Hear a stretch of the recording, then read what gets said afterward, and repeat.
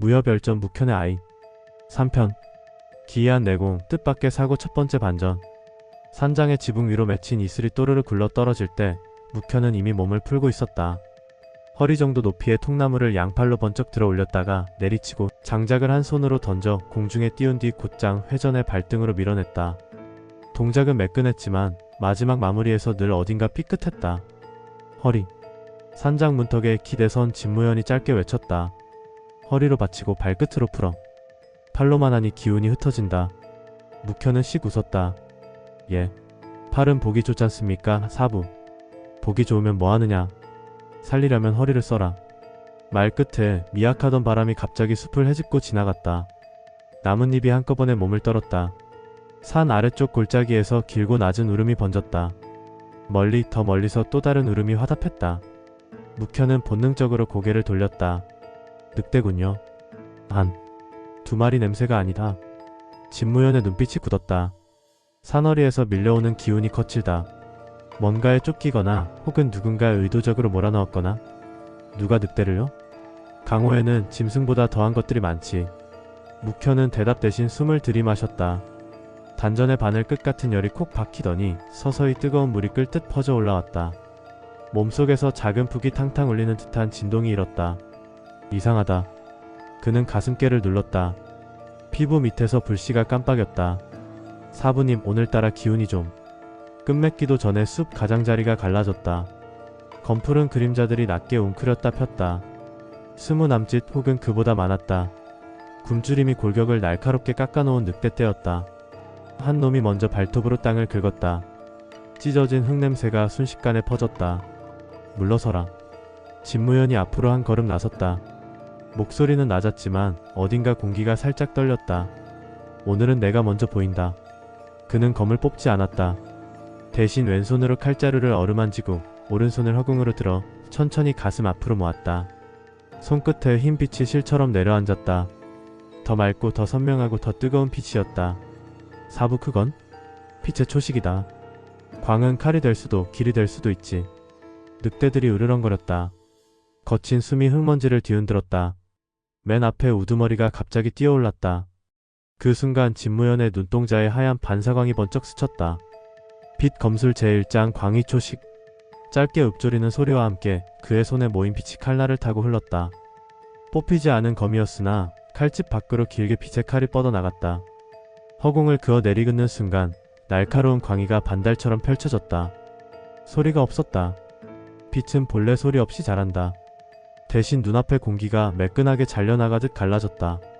첫 번째 빛이 늑대 3마리를 그대로 넘어뜨렸다. 놈들은 비명을 지르기도 전에 바닥을 굴렀다.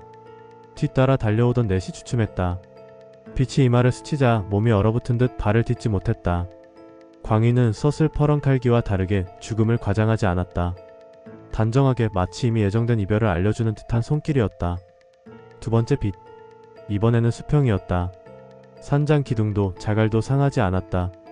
오로지 늑대의 움직임만 꺼뜨렸다. 진무현의 발끝이 반 모금 회전했고 무릎이 조금 풀렸다. 빛이 그를 중심으로 원을 그리며 흐르다 흩어졌다. 묵현은 탄성을 삼켰다. 검을 아직 뽑지도 않았는데. 그때였다. 우두머리 하나가 측면 숲에서 낮게 돌진해 들어왔다. 방향은 묵현. 놈의 눈망울에 공포는 없었다. 허기와 감기만이 불붙어 있었다. 이빨 사이로 얼룩진 거품이 튀었다. 위험. 진무현이 몸을 돌리는 찰나 묵현의 발이 먼저 움직였다. 몸이 가볍게 떠오르며 골반이 급히 틀렸다. 오른팔이 앞을 찢듯 뻗어나갔다. 심장과 단전 사이 그 모호한 경계 어디선가 불씨가 폭발했다. 퍽. 주먹이 닿는 순간 색이 터졌다. 붉은 불꽃이 꽃처럼 피더니 짧은 비명과 함께 울컥 꺼졌다. 늑대의 앞가슴 털이 한 줌 타들었다. 놈은 몸을 뒤집으며 대굴대굴 구르더니 나무통에 머리를 박고 멈췄다. 묵현은 멍해졌다. 저 제가 한 겁니까? 손등에 미약한 열이 남아있었다. 타는 냄새와 함께 손바닥의 감각이 조금 저릿했다. 진무현은 옆에서 빛의 칼을 좁혀 쓸어내리며 남은 무리의 기세를 꺾었다. 칼집은 여전히 닫혀 있었지만 칼집 밖에서 춤추는 광희는 한순간도 꺼지지 않았다. 늑대들은 기세가 죽자 서서히 원을 벌리더니 우두머리 둘이 허리를 낮춰 신호를 보냈다. 일제히 물러났다가 다시 퍼지듯 포위를 넓혀 들어왔다. 사부 더 오는데요. 숫자는 강호의 진실 중 하나다. 진무현의 입가가 아주 얕게 비틀렸다. 하지만 진실이 전부는 아니지. 그는 마침내 검을 뽑아 반뼘 남짓을 빛에 내어주었다. 칼날 자체는 오래 써 빛이 바랜 강철이었으나 빛이 덮인 순간 새것 같은 결을 되찾았다. 어디선가 작은 종소리가 났다. 아니 착각이었다. 빛이 만들어낸 조용한 울림이었다. 세 번째 빛. 광의초식의 심장부. 이번에는 찰나의 찡그심도 없었다. 허리에서 시작된 선이 어깨와 팔을 타고 손끝으로 흘렀다. 마치 오랜 세월 동안 닦인 냇물처럼. 빛이 또 한 번 반달을 그렸다. 길이는 길지 않았지만 정확했다. 손을 댄 자국이 남지 않는 절도. 늑대가 비명을 삼킨 자리만이 갑작스러운 공백처럼 움푹 꺼졌다. 끝내자. 진무현이 낮게 말했다. 그때 묵현의 단전에서 다시 뜨거운 고동이 쿵하고 울렸다. 충혈이 손끝으로 몰려드는 느낌, 혈맥이 한 번에 확 열리는 감각. 아까와 다르다. 이번에는 감당 못할 정도로 뜨거웠다. 팔꿈치가 떨리고 손가락 마디가 저렸다. 가슴께에서부터 불덩이가 솟구쳐 엄지관절을 통해 쏟아질 것만 같았다. 안돼 멈추려 했으나 몸이 먼저 반응했다. 늑대 하나가 뒤에서 낚아채듯 덤비자 묵현은 본능적으로 반보를 틀어 왼손을 밀어 넣었다. 화염권. 부르려 한 게 아니다. 몸이 알아서 뽑아냈다. 끊어진 호흡 사이로 기류가 역류하며 불꽃이 짧고 붉게 터졌다. 놈의 턱을 스친 불길이 공중에 한 조각 불똥을 흩뿌렸다. 산장 앞처마 밑에 거미줄이 한순간 반딧불처럼 빛났다 꺼졌다. 아, 잘했다. 진무현의 칭찬은 끝까지 이어지지 못했다. 묵현의 무릎이 꺾였기 때문이다. 갑자기 몸 안에 열이 얼음처럼 식었다. 반대로 등허리를 타고 서늘한 기운이 기어올랐다. 뜨거움과 차가움이 동시에 피를 나눠 갖는 기분. 어딘가 핀 구멍으로 내공이 새어나가는 듯했다. 헉헉. 묵현은 바닥을 짚고 거친 숨을 토했다. 세상이 잠깐 두 겹으로 보였다. 늑대의 그림자와 나무의 그림자가 겹치며 요동쳤다. 귀 안에 바닷물 같은 소리가 들끓었다. 멈춰. 진무현이 빛의 칼을 얇게 접어 주머니에 넣듯 회수해버렸다.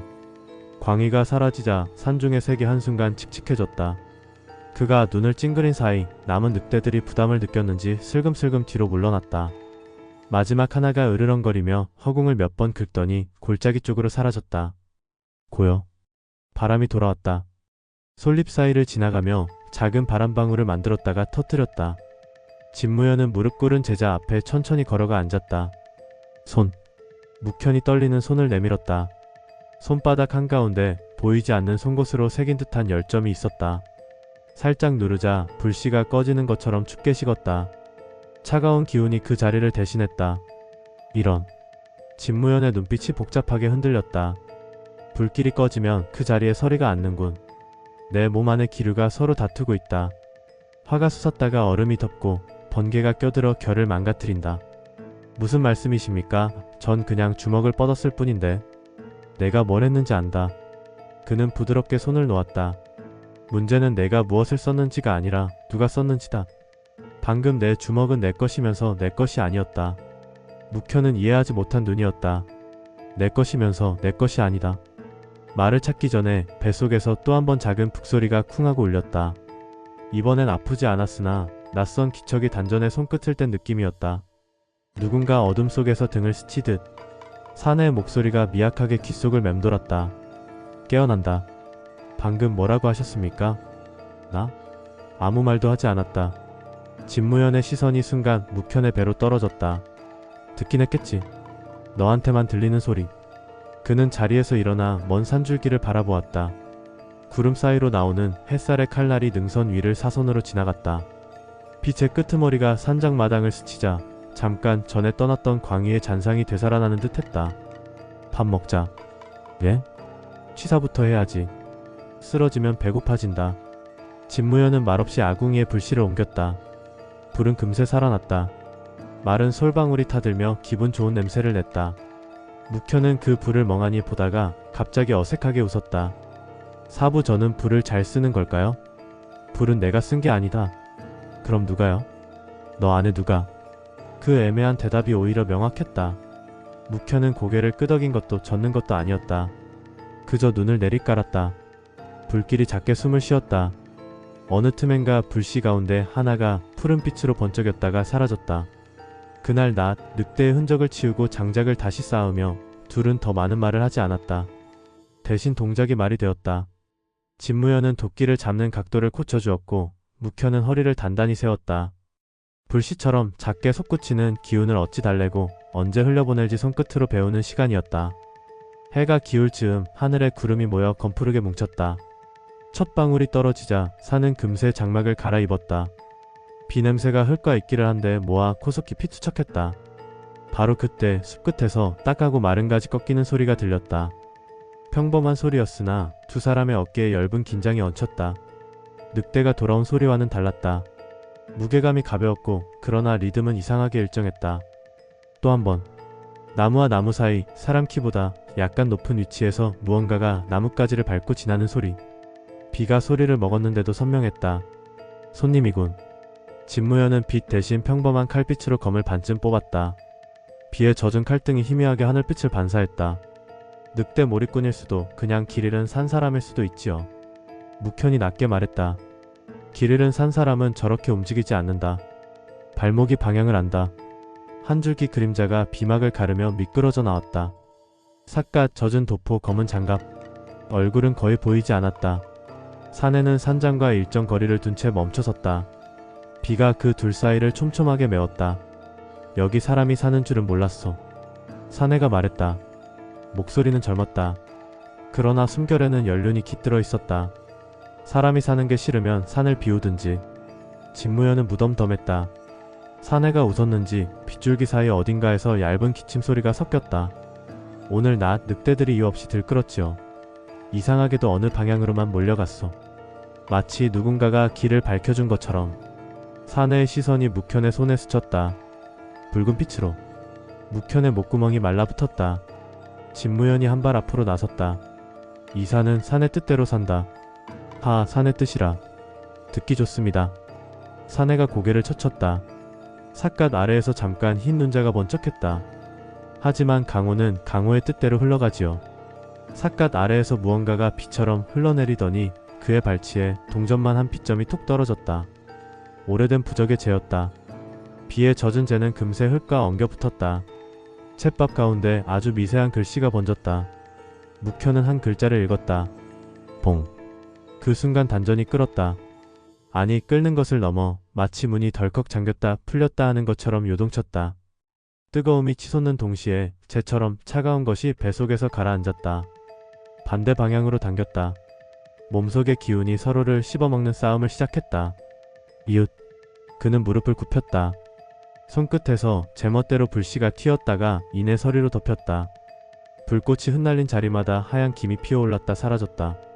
심장 아래 한 가닥 번개가 지나는 듯한 찌릿함이 척추를 타고 올라가 뒷목에 매달렸다. 사내는 빗속에서 조용히 고개를 기울였다. 역시 반응하네. 진무현의 눈꼬리가 찌릿했고 그 다음 칼자루가 아주 조금 더 밀려 올라갔다. 광희는 꺼두었으나 필요하다면 언제든 다시 켤 수 있는 눈빛이었다. 누구냐? 길 잃은 산 사람. 거짓말을 두 번 하면 혀를 베겠다. 사내는 웃지 않았다. 다만 비를 한 줌 받아 손가락으로 흘려보내며 중얼거렸다. 빛을 쓰는 은둔자 그리고 불을 품은 아이. 소문이 틀리지는 않았군. 소문. 그 단어가 묵현의 귓속에서 비보다 무겁게 떨어졌다. 누가 언제부터 무엇을. 진무현은 더 묻지 않았다. 빛이 없이도 칼은 선명했다. 여기서 그만 돌아가라. 돌아갈 길은 많지요. 사내가 비스듬히 어깨를 틀었다. 하지만 내가 온 길은 하나뿐이라. 그는 삿갓을 살짝 들어 올렸다. 비막 너머로 그의 눈이 보였다. 새카맣게 깊은 눈동자, 그 가운데 아주 작은 백색 반점이 떠 있었는데 마치 별처럼 깜빡였다. 묵현의 뱃속 문이 쾅 하고 한 번 더 울렸다. 그 순간만큼은 빗소리도 바람도 불길도 전부 멀어져 버렸다. 깨어나라. 어디선가 처음 들었던 그 목소리가 더 크게 들렸다. 그리고 그 말에 맞춰 단전의 봉인이 스스로 금을 냈다. 얇고 고운 갈라짐이 처음에는 귓속 소리처럼 작았으나 금세 전신의 골수를 긁는 굉음으로 번졌다. 사부. 묵현이 외치려 했지만 목소리는 나오지 않았다. 대신 주먹이 먼저 앞을 찢으며 나갔다. 그의 의지보다 빨랐다. 이번에는 불꽃이 아니었다. 불꽃보다 더 하얀 빛나는 불. 광과 화가 뒤엉킨 이해되지 않는 성질의 힘이었다. 진무현이 몸을 스카듯 낮추며 칼을 세웠다. 멈춰. 빛이 칼 끝에서 피어올랐다. 빛 검술 제1장 광희 초식의 빛과 불이 부딪혔다. 한쪽은 잘 다듬은 칼, 한쪽은 아직 이름도 모르는 불. 충돌은 잠깐, 그러나 충분히 모든 걸 흔들었다. 산장은 울었다. 기둥이 삐걱였고 빗줄기는 그 충돌의 가장자리를 돌아 흐트러졌다. 삿갓 쓴 사내의 도포자락이 휘청이며 젖은 바닥을 스쳤다. 그는 그제야 아주 조금 놀란 듯 어깨에 힘을 주었다. 흥미롭군. 빛이 잦아들었다. 묵현의 주먹도 멈췄다. 그러나 멈춰 선 그의 눈빛은 몇 초 전과 달랐다. 어둠과 빛이 같은 비늘에 매달려 번갈아 깜빡이는 것 같았다. 숨이 거칠었고 몸은 떨렸다. 그런데도 이상하게 아프지 않았다. 오히려 가벼웠다. 가벼운 만큼 위험했다. 너 사내가 말했다. 내 안에는 몇 개 문이 있지? 대답 대신 번개가 멀리서 굴렀다. 비가 한층 굵어졌다. 진무현은 제자 앞을 가로막았다. 칼 끝에 붙은 빛을 얇게, 더 얇게 갈아 충전하듯 품었다. 또 한 번 묻는다. 누구냐? 묻지 말라고 하셨잖소. 혀를 남겨야 하니까. 농담 같지 않은 농담이었다. 사내는 발 뒤꿈치를 약간 들었다. 그 작은 움직임만으로도 마당의 무릉덩이 표면에 동심원이 번졌다. 파문은 묵현의 발목까지 미쳤다가 단전으로 흡수되듯 스며들었다. 봉인은 다시 문을 닫았다. 그러나 열쇠 구멍은 이미 만들어졌다. 다음 길에 보지. 사내는 비 속으로 물러났다. 그때는 너도 너를 조금 알겠지. 그가 숲속 어둠에 섞이는데 오래 걸리지 않았다. 비막이 벽이 되고 나뭇가지가 커튼이 되고 안개가 통로를 막았다. 한 줌의 재가 바닥에 남았다. 봉자가 반쯤 번져 있었다. 마치 누군가 일부러 읽으라고 남긴 것처럼. 한동안 아무도 말을 하지 않았다. 빗소리만 산장처마 끝에서 떨어졌다. 불길이 조심스럽게 숨을 쉬었다. 묵현은 느리게 손을 내려다봤다. 손금 사이에 남은 열과 냉기가 서로를 밀어내며 얇은 막을 사이에 두고 맞부딪혔다. 사부. 그래. 방금 전 저는 내가 아니었다. 진무현의 대답은 단호했지만 부드러웠다. 그래서 괜찮다. 아직은. 그는 칼을 천천히 거두었다. 광희가 꺼지자 어둠은 다시 본래의 무게를 되찾았다. 그러나 어둠 속에서도 묵현의 눈동자 어딘가에는 작은 별이 남아있었다. 그것은 불의 조각인지 빛의 파편인지 혹은 누군가의 시선인지 알 수 없었다. 묵현. 넷. 물은 불을 이긴다. 빛은 어둠을 벤다. 그러나 때로는 불이 물을 끓이고 어둠이 빛을 가린다. 강호는 그런 곳이다. 저는 어느 쪽입니까? 아직은 어느 쪽도 아니다. 그래서 위험하고 그래서 넌 살아남을 수 있다. 그 대답은 이상하게 위로가 됐다. 아니, 위로이기 전에 칼날이었다. 들고 다니기엔 위험하지만 제대로 쥐면 길을 만든다. 묵현은 고개를 끄덕였다. 핏방울이 이마를 타고 흘렀다. 그 물길이 눈가에 닿자 잠깐 모든 것이 또렷해졌다.